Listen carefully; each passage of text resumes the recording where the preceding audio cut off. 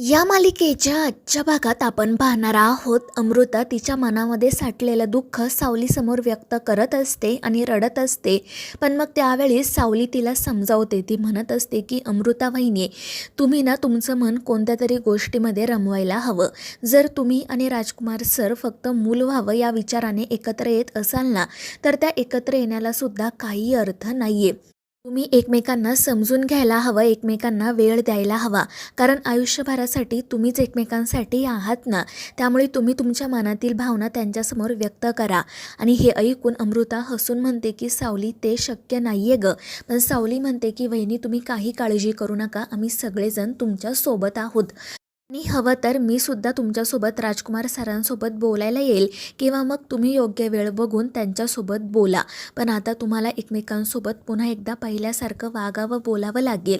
तरच तुमचं मन इतर गोष्टींमध्ये सुद्धा रमायला सुरुवात होईल आणि तुम्हाला या बाकीच्या गोष्टींचा जास्त त्रास होणार नाही.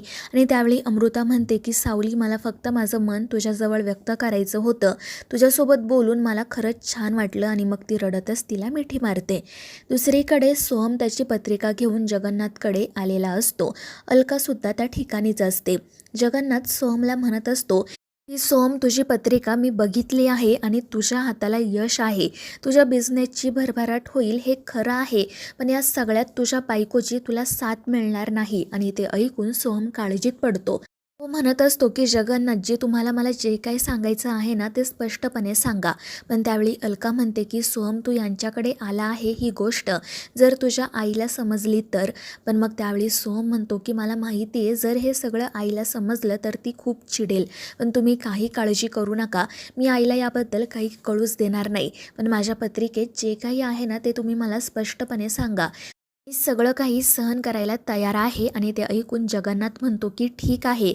आणि मग तो सोहमला सांगू लागतो की हे बघ सोहम, तुझ्या नवीन बिझनेसमध्ये तुला यश नक्की मिळणार, तुझी भरभराटही होईल. पण या सगळ्यामध्ये ना, तुला तुझ्या अर्धांगिनीची अजिबात साथ मिळणार नाही.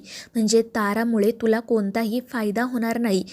तर झालीच ना, तर तिची फक्त आणि फक्त तुझ्या बिझनेसमध्ये अडचणच होईल. आणि हे ऐकून सोहमला धक्काच बसतो. तर जगन्नाथ त्याला सांगतो की हे बघ, इमोशनल होऊन यापुढे बिझनेसमध्ये कोणताही निर्णय घेऊ नको.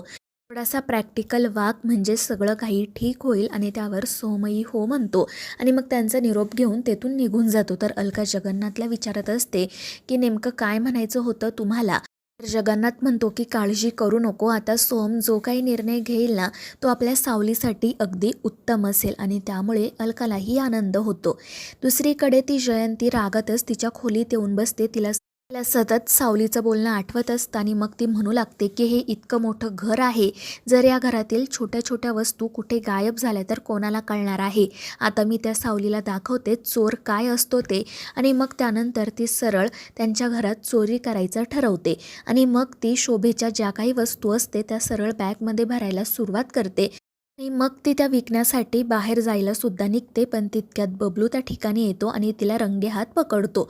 पण जयंती काही त्याच्यासमोर सहजासहजी कबूल करायला तयारच नसते. आणि त्यामुळे मग बबलू त्याने रेकॉर्ड केलेला व्हिडिओ तिला दाखवतो. त्यात स्पष्टपणे जयंती चोरी करत असल्याचं दिसतं. त्यामुळे मग जयंती खूपच घाबरते आणि तिने ज्या काही वस्तू चोरलेल्या असतात त्या पुन्हा जागच्या जागी ठेवून देते. दुसरीकडे सारंग सगदेवला आई बाबा कुठे गेले आहेत हे विचारत असतो. पण सगदेव म्हणतो की ते फक्त बाजारात गेले आहेत, कशासाठी हे मलाही माहीत नाही. आणि ते ऐकून सारंग काळजीत पडतो. दुसरीकडे ऐश्वर्या बबलूला घेऊन तिलोत्तमाकडे जाते. आणि मग ती तिलोत्तमाला सांगू लागते की या बबलूने खूप मोठी गडबड केली आहे. आणि याच्याचमुळे अमृता वहिनीला गेल्या महिनाभरात मला नीट औषध देता आलं नाही. आणि ते ऐकून तिलोत्तमा बबलूकडे पाहू लागते. तर बबलू तिची माफी मागतो. तर ऐश्वर्या म्हणत असते की या नोकराला ना तुम्ही खूप डोक्यावर चढवून बसवलंय मॉम.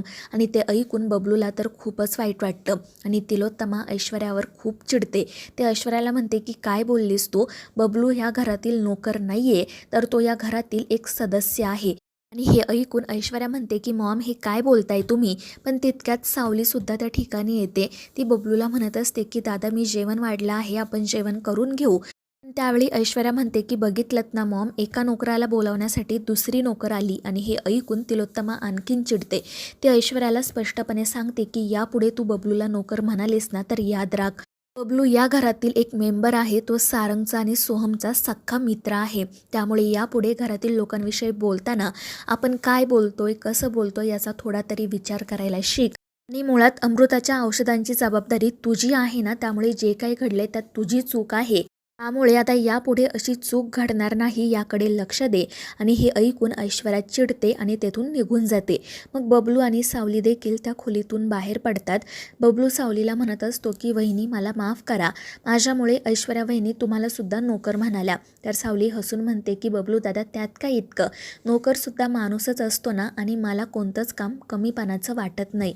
पण बबलू म्हणतो की नाही वहिनी, तुमचं मन मोठं आहे म्हणून तुम्ही असं बोललात, मात्र मला माझी जागा कळली आहे. आणि मग तो नाराज होऊन तेथून निघून जातो. त्यामुळे सावलीलाही वाईट वाटतं. त्यानंतर आपण पाहतो चंद्रकांत, नील, तिलोत्तमा आणि ऐश्वर्या बिझनेसबद्दल बोलत असतात.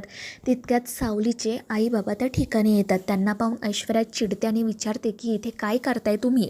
पण तिलोत्तमा तिला शांत राहायला सांगते आणि त्यांना विचारते की तुमचं काही काम आहे का. आणि त्यावेळी मग सावलीचे आई बाबा म्हणू लागतात की आम्ही पंढरपूरहून वारी करून आलो, पण आम्ही तुमच्या सगळ्यांसाठी काहीच घेऊन आलो नाही.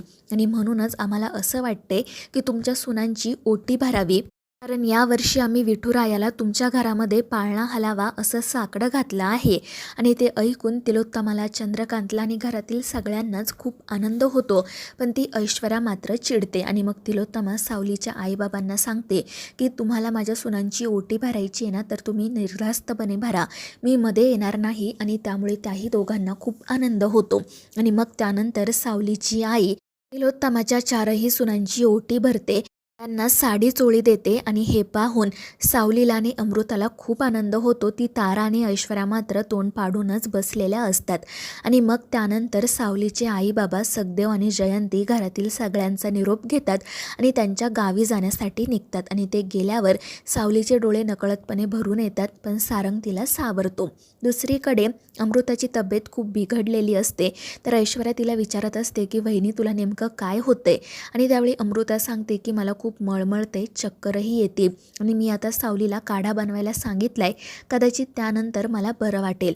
मग सावली काढा घेऊन त्या ठिकाणी येते आणि अमृताला म्हणते की वहिनी जर तुम्हाला बरं नाही ना वाटलं तर आपण उद्या डॉक्टरांकडे जाऊ. पण ते ऐकून ऐश्वर्या घाबरते, कारण तिला खात्रीच असते की अमृता नक्कीच प्रेग्नेंट आहे. त्यानंतर रात्री ती तिच्या खोलीत हाच सगळा विचार करत असते. नीलच्या ही गोष्ट लक्षात येते. तो तिला विचारतो की ऐश्वर्या काय झाले, कशाचा विचार करतेस. पण ऐश्वर्या नीलवरच ओरडते आणि म्हणते की तुला काय करायचं आहे, मी माझा विचार करतेस ना, मग कशाला मला त्रास देतोय. तर नील म्हणत असतो की ऐश्वर्या तू माझी बायको आहे, आणि जर तू कोणत्या प्रॉब्लेममध्ये असशील तर तू प्लीज मला सांग, आपण दोघेजण एकमेकांशी गोष्टी शेअर करू शकतो. पण ऐश्वर्या म्हणते की ते दिवस कधीच गेलेत, आणि आता ना मला तुझ्याशी काही शेअर करायची इच्छा नाही आहे. त्यामुळे तू जा आणि प्लीज जाऊन झोप, मला त्रास देऊ नको. आणि तिच्या अशा वागण्यामुळे बिचाऱ्या नीलला वाईट वाटतं. तर मित्रांनो, या मालिकेच्या पुढील भागांच्या अपडेट्ससाठी आपल्या चॅनेलला सबस्क्राईब करा.